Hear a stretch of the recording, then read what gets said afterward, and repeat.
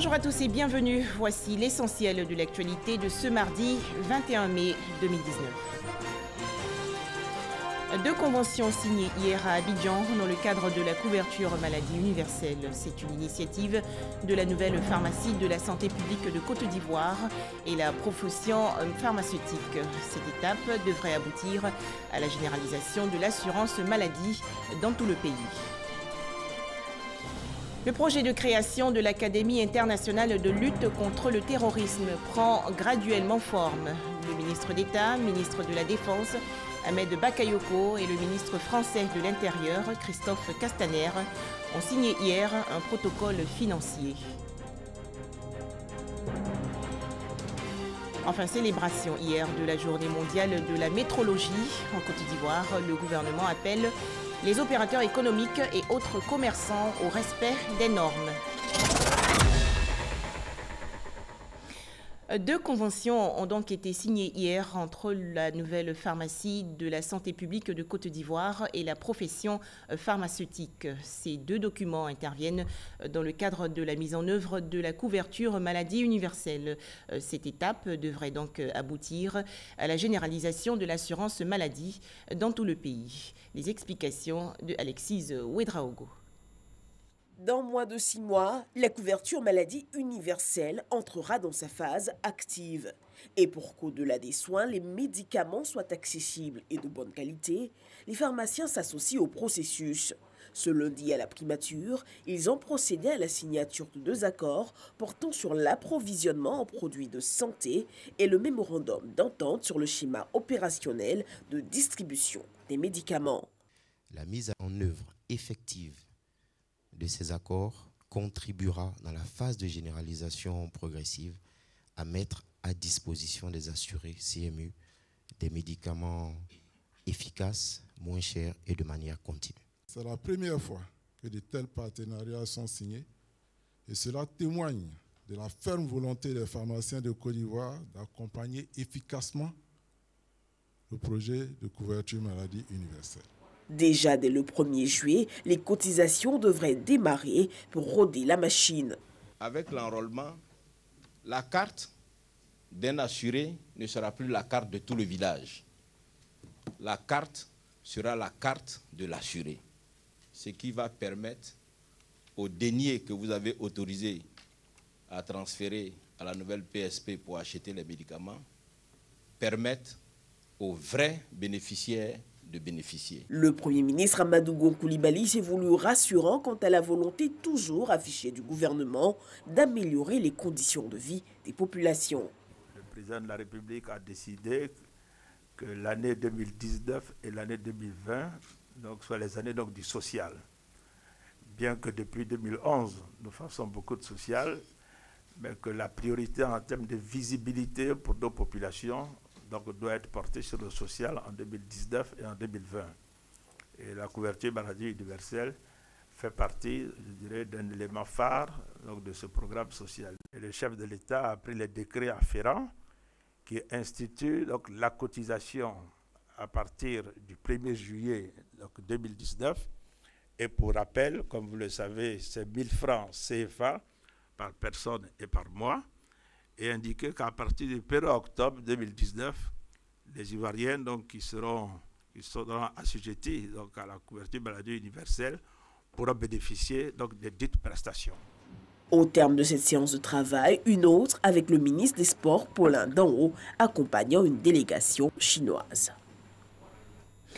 Des images à présent. Les parlementaires ivoiriens ont participé hier à une séance plénière à l'hémicycle dans la commune du Plateau en présence de leur président Amadou Soumaoro. Réunion relative à l'adoption du calendrier de la session ordinaire 2019 de l'Assemblée nationale. À noter que 50 projets de loi seront examinés et traités par les députés du 20 mai au 1er août prochain. La Côte d'Ivoire et la France ont signé hier un protocole financier. Il va permettre de gérer le projet de création de l'Académie internationale de lutte contre le terrorisme. Cette structure sera construite à Jacquesville, dans la région sud du pays. À noter que ce protocole financier a été signé par le ministre d'État, ministre de la Défense, Ahmed Bakayoko, et le ministre français de l'Intérieur, Christophe Castaner. Les précisions de Abou Sanogo. Christophe Castaner, ministre français de l'Intérieur reçu par le ministre d'État, ministre de la Défense Ahmed Bakayoko pour une séance de travail. Séance portant sur le renforcement de la coopération entre la France et la Côte d'Ivoire dans le domaine de la lutte contre le terrorisme, de la formation des forces ivoiriennes, de la coopération avec la gendarmerie nationale et le projet de construction de l'Académie internationale de lutte contre le terrorisme. Une rencontre matérialisée par la signature d'un protocole pour la mise en place d'un comité de pilotage de la dite Académie internationale de lutte contre le terrorisme. Nous avons échangé sur des questions qui nous intéressent particulièrement, la lutte contre le terrorisme, l'accélération de la mise en place de l'Académie de lutte contre le terrorisme, volonté de nos chefs d'État. Nous avons également parlé de la coopération qui est très dynamique entre la Côte d'Ivoire et la France dans le domaine de la sécurité avec les forces de gendarmerie. En tout cas, ça a été un très grand honneur de le recevoir en Côte d'Ivoire. Nos échanges ont porté sur ces coopérations absolument indispensables que nous construisons ensemble, notamment dans la lutte contre le terrorisme, même si la Côte d'Ivoire n'est pas aujourd'hui un pays cible. Ce qui se passe dans le concert régional que nous connaissons montre qu'il y a toujours un risque. Il y a des tentatives qui ont été déjouées sous l'autorité des forces de sécurité intérieures de Côte d'Ivoire et avec lesquelles nous avons eu l'occasion de coopérer. Cette coopération, elle est indispensable en matière de lutte contre le terrorisme et il nous faut la renforcer encore. Des formations liées aux menaces terroristes au profit des cadres ivoiriens et d'horizons divers seront dispensées à l'Académie internationale de lutte contre le terrorisme. Les travaux débutent en septembre prochain. Et pendant son séjour en Côte d'Ivoire, le ministre français de l'Intérieur, Christophe Castaner, a également rencontré son homologue ivoirien, Sidiki Diakité. Les deux parties ont décidé d'intensifier leur coopération. On fait le point avec Éric Goré. À son arrivée dans les locaux du ministère de l'Intérieur et de la Sécurité de Côte d'Ivoire, le ministre Christophe Castaner, ministre de l'Intérieur de la République de France, a reçu les honneurs militaires des unités d'intervention de la police nationale. Au cours d'un point presse, les deux ministres ont parlé du renforcement de coopération entre la Côte d'Ivoire et la France afin de lutter efficacement contre l'immigration clandestine et le terrorisme. Doter la Côte d'Ivoire des meilleurs moyens en matière de formation, de technique, mais aussi de matériel pour lutter contre ce fléau-là. Nous avons aussi abordé les échanges migratoires, tant dans leur caractère régulier, et nous souhaitons qu'ils restent féconds et riches, mais aussi dans la volonté de lutter contre les échanges irréguliers par un renforcement des contrôles. Mieux vaut prévenir que de guérir, parce que lorsque l'acte terroriste se commet, c'est qu'il est déjà trop tard. Et donc, dans le cadre de la prévention, dans le cadre du renseignement, nous avons une coopération très étroite avec la France qui marche bien et qui donne de très bons résultats. Cap sur l'École nationale de police. Ici, le ministre Christophe Castaner en compagnie des élèves commissaires. Après cette étape, le directeur de l'École nationale de police, le commissaire divisionnaire de police Touré Albert Kouakou, a fait apprécier au ministre une démonstration de maintien de l'ordre, exécutée par les éléments du maintien de l'ordre de la police nationale. La question de la migration irrégulière également au centre des échanges entre le ministre ivoirien de l'intégration africaine Ali Koulibaly et le ministre français de l'Intérieur Christophe Castaner. Les deux hommes se sont rencontrés hier au cabinet du ministère de l'intégration africaine et des Ivoiriens de l'extérieur dans la commune du Plateau. Des équipements informatiques offerts à la gendarmerie nationale ivoirienne. Il s'agit d'ordinateurs et autres matériels de bureau. C'est un don du Fonds international pour le développement de la retraite active. Éric Goré. Ce don en matériel informatique va renforcer l'existant. Il a été réceptionné par le général de brigade Apalo Touré, commandant supérieur de la gendarmerie nationale. Faciliter notre tâche, nous mettre dans les conditions nécessaires pour que nous puissions servir correctement notre patrie. C'est une façon pour vous aussi de contribuer à la sécurisation des Ivoiriens. Je puis vous rassurer, mes collaborateurs et moi, nous allons nous employer à en faire bon usage. Ce geste en faveur de la gendarmerie nationale résulte de la saine collaboration entre cette institution et le Fonds international du développement de la retraite active, FIDRA. Depuis plus de 10 ans, la gendarmerie nationale, ce corps d'élite, est aux côtés du FIDRA dans l'accomplissement de sa mission. La présence de la gendarmerie dans les locaux du FIDRA est plus que rassurante pour les retraités, ceux-là même qui ont rendu des loyaux services à la nation ivoirienne et qui aujourd'hui aspirent à vivre une retraite active et épanouie. Le don en matériel informatique fait à la gendarmerie nationale est composé de 15 ordinateurs et de 5 imprimantes. Le Maroc renforce ses relations avec la Côte d'Ivoire. Le comité de suivi des accords liant les deux pays évalue actuellement l'état d'avancement des projets ivoiro-marocains. Les deux parties qui se sont réunies récemment au ministère des Affaires étrangères dans la commune du Plateau ont exprimé leur satisfaction. Michel Digré. Sur les 120 projets initiés dans le cadre de la coopération entre le Maroc et la Côte d'Ivoire, 40 sont achevés, 75 sont en cours de finalisation, mais certains rencontrent des difficultés.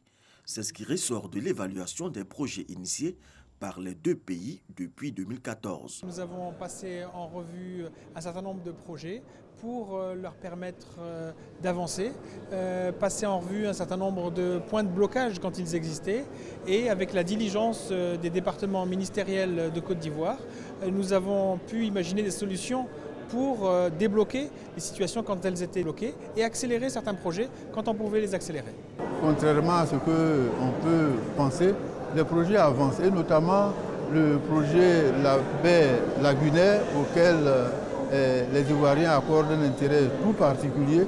Le responsable du projet nous a donné l'assurance que les choses avancent bien et que vraiment les Ivoiriens peuvent être rassurés. Un peu plus de 50 opérateurs économiques marocains sont impliqués dans ces projets en Côte d'Ivoire, avec 80 partenaires nationaux. 350 milliards de francs CFA mis à la disposition des petites et moyennes entreprises de Côte d'Ivoire. Il s'agit de financer leurs activités sur une période de 4 ans. Une convention a été signée hier entre le secrétariat d'État chargé de la promotion des PME et un établissement bancaire. Jean-Louis Gbangbo. 350 milliards de francs CFA, c'est le montant que la Société Générale Côte d'Ivoire s'engage à mettre à disposition des petites et moyennes entreprises pour leur accompagnement financier.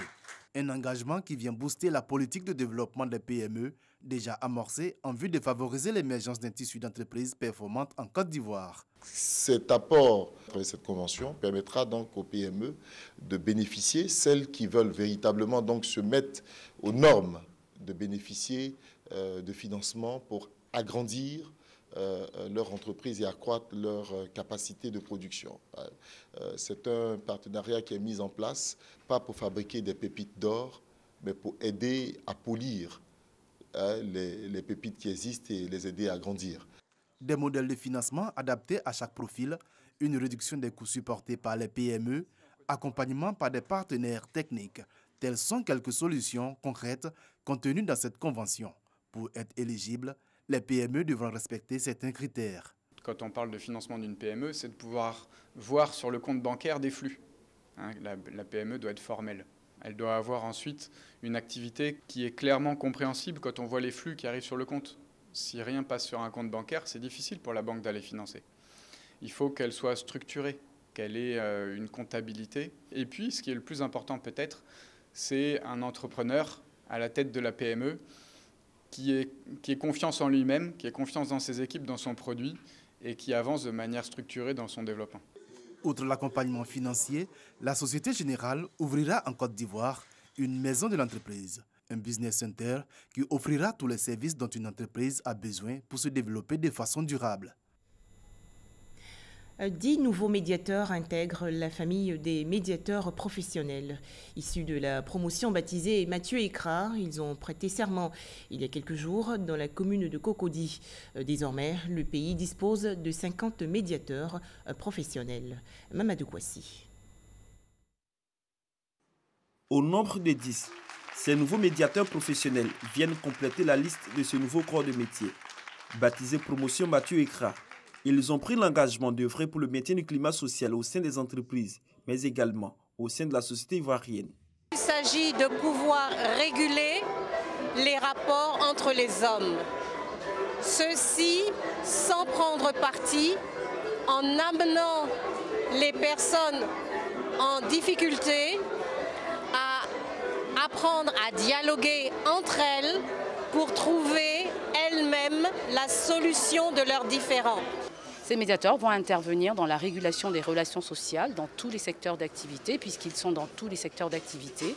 Ils ont des compétences en relation, ils ont appris une technicité de résolution des problèmes.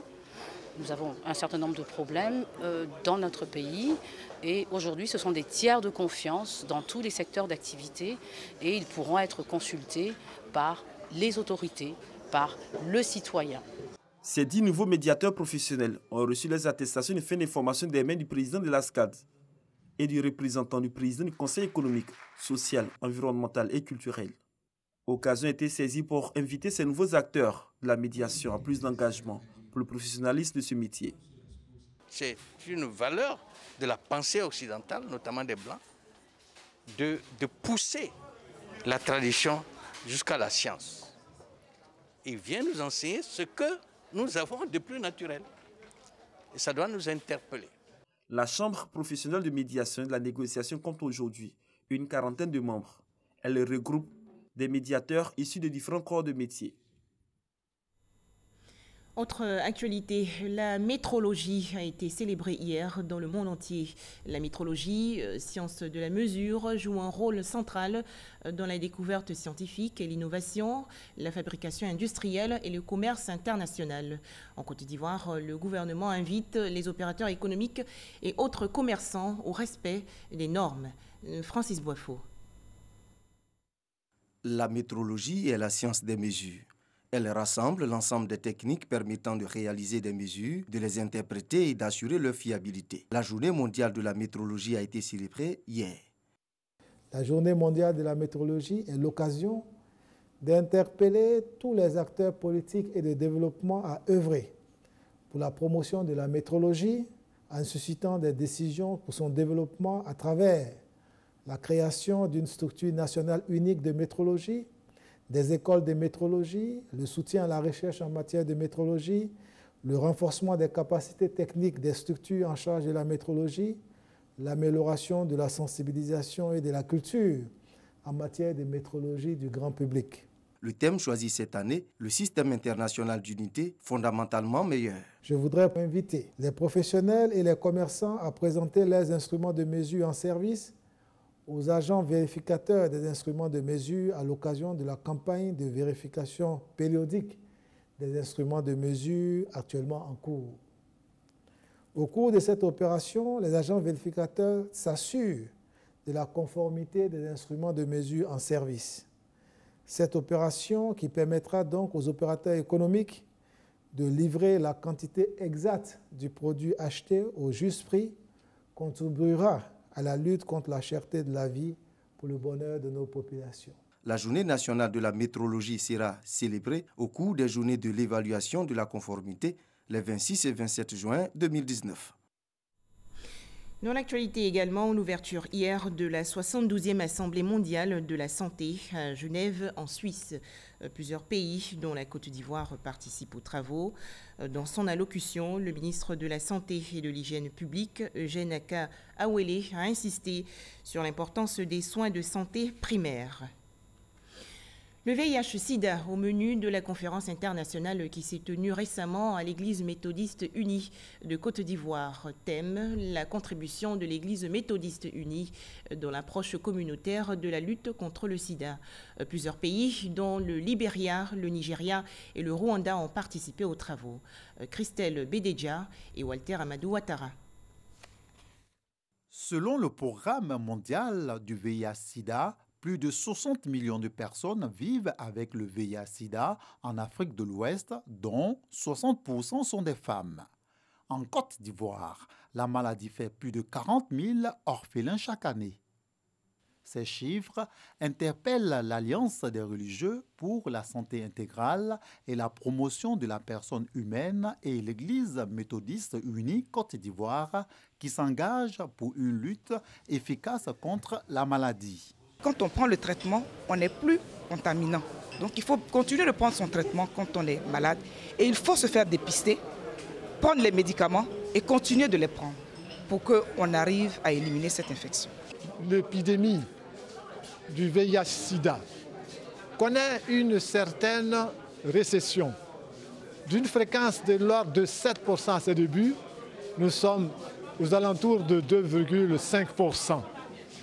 Et c'est pour garder la vigilance, afin de ne pas la perdre et retourner dans ce que nous avions comme amplitude épidémiologique antérieurement, que nous avions fait ce séminaire. Le ministère de la Santé et de l'Hygiène publique entend éradiquer la maladie à l'horizon 2030. Une ambition qui cadre avec la mission que s'est assignée l'Église méthodiste unie Côte d'Ivoire. Notre Église s'est engagée dans la lutte contre cette maladie très tôt, sans tarder à mise en place le département de lutte contre le VIH-Sida. Au sein de cette lutte, il faut absolument que prévale la dimension éthique. D'une part, l'amour qu'il faut porter en soi et qu'il faut développer envers les malades sans discrimination. L'Église méthodiste unie Côte d'Ivoire, en termes de perspective, compte intensifier la campagne de lutte contre le VIH-Sida dans les 24 districts que totalise l'Église. Une question à présent. Connaissez-vous l'espace Volta Noir? C'est le nom de la nouvelle fêtière des régions transfrontalières pour renforcer les échanges commerciaux entre la Côte d'Ivoire, le Burkina Faso et le Ghana. Découvrons-la avec Herman Niamia. La Côte d'Ivoire, le Burkina Faso et le Ghana, trois pays qui se partagent une même frontière. Ces trois États ont décidé d'intensifier leurs rapports à travers le renforcement de la coopération qui les lie. Réunis à Bouna, le chef-lieu des régions du Bunkani dans le nord-est de la Côte d'Ivoire, ces trois pays sont venus asseoir les bases d'une coopération qui va profiter à leurs différents peuples. Pour nous, il paraît nécessaire, voire urgent, que nous puissions nous retrouver, nous en tant qu'acteurs locaux du développement, nous retrouver et ensemble travailler à trouver les solutions pour améliorer les conditions de vie de nos populations, garantir même la vie en trouvant des solutions pour faire reculer cette insécurité ambiante. On a un exemple en Côte d'Ivoire qui est l'Escabeau, qui est un exemple qui donne vraiment satisfaction à nos autorités. Et aujourd'hui, nous sommes là pour réfléchir comment mettre en place un cadre pour créer ce type d'espace dans cette zone qui couvre un peu la Volta Noire. Cette coopération transfrontalière va mettre un accent particulier sur les relations économiques, culturelles, mais surtout va créer les conditions pour garantir la sécurité transfrontalière, pour lutter contre le terrorisme et les conflits qui pourraient subvenir entre les différents États. Cette volonté des trois pays, à l'issue des 2 jours de travaux, s'est matérialisée par la création d'une fêtière dénommée Espace communautaire Volta Noir. Cette fêtière a pour mission essentielle de pouvoir fédérer, n'est-ce pas, les collectivités territoriales décentralisées, voisines, mais aussi faire en sorte que les populations puissent communiquer sous l'autorité des représentants des États qui sont les préfets de ces 3 grandes zones, et ensuite essayer d'imaginer des activités génératives de revenus, des activités d'amélioration des services sociaux de base qui sont autour des frontières. Dans les 2 mois à venir, les participants à cet atelier vont se retrouver à nouveau pour formuler de façon concrète les statuts de l'organe qui va naître, c'est-à-dire l'espace communautaire Volta Noir. Intéressons-nous à présent à l'ivoironie, concept culturel et politique créé par le professeur Toby Emmanuel. Selon cet universitaire ivoirien, l'ivoironie va contribuer au développement du pays à travers la valorisation de nos atouts culturels.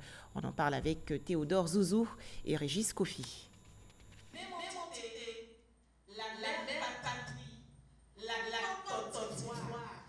Un slam pour entamer une conférence publique sur l'ivoironie.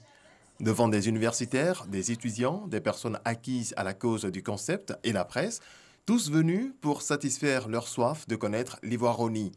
Un concept qui, selon son créateur, vient effacer les anacroches sociopolitiques fragilisant le tissu social. Il exalte les valeurs culturelles, humaines, infrastructurelles et naturelles dont disposent les Ivoiriens. L'ivoironie est un concept social inclusif. L'ivoironie, c'est le dépassement de nos différences ethniques, politiques et religieuses pour magnifier le consensus ivoirien. L'ivoironie est un concept de rassemblement. L'ivoironie n'est pas une rumeur. L'ivoironie est élaborée en 8 modules. Un contenu qui fait qu'il diffère de l'ivoirité, ce qui acquiert l'adhésion des participants. À travers l'ivoironie, il prône une conscience nationale et non ethniciste, une conscience nationale et non tribaliste. Je pense que le concept est un bon concept. Il y a un auteur, Bénézé Bugeaud, qui a dans son article « Culture et développement » a dit comme ça que sans notre culture, sans l'apport de notre culture, tout ce processus de développement est vain.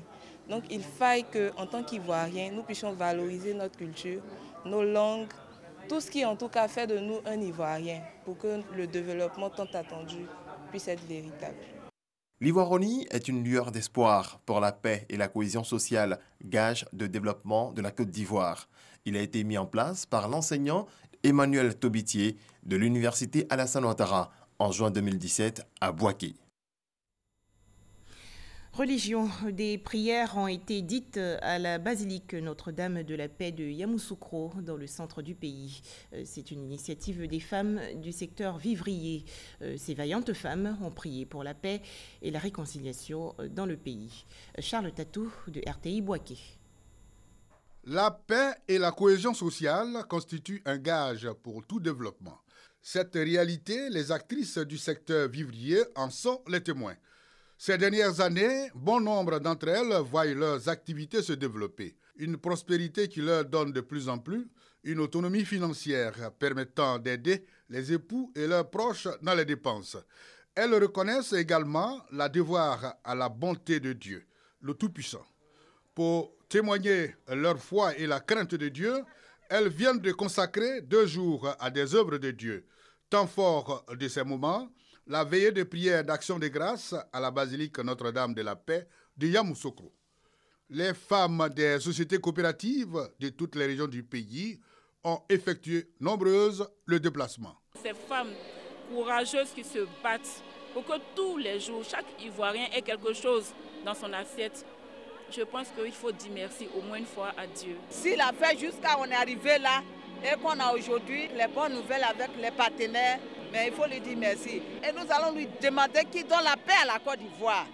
Parce que sans paix, ce gros travail que nous, on pense à le faire, on ne pourra pas le faire. Tous les gouvernements du monde n'ont pas encore pris la mesure de l'importance de la femme dans le progrès. Il faut faire davantage pour soutenir ces femmes-là et qu'elles puissent occuper leur juste place dans notre société. Présentation des délégations venues des différentes régions du pays, louanges et témoignages des femmes sur le développement de leurs activités, puis enseignement par les guides spirituels ont marqué la veillée.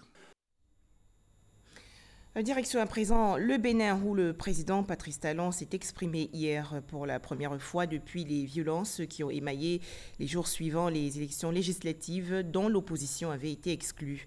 Dans son allocution, le président béninois a souligné qu'il va inviter dans les prochains jours toute la classe politique pour des échanges directs, francs et constructifs au profit du bien-être des populations.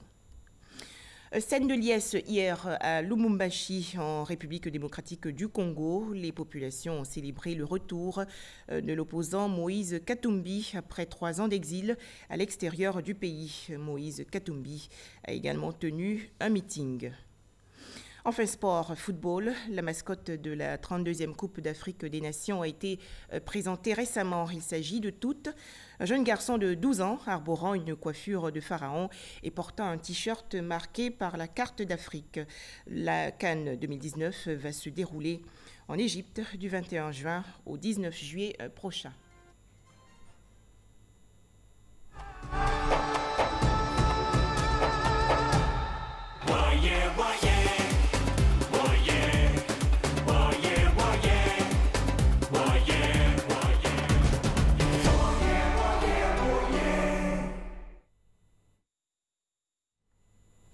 Merci de nous avoir suivis.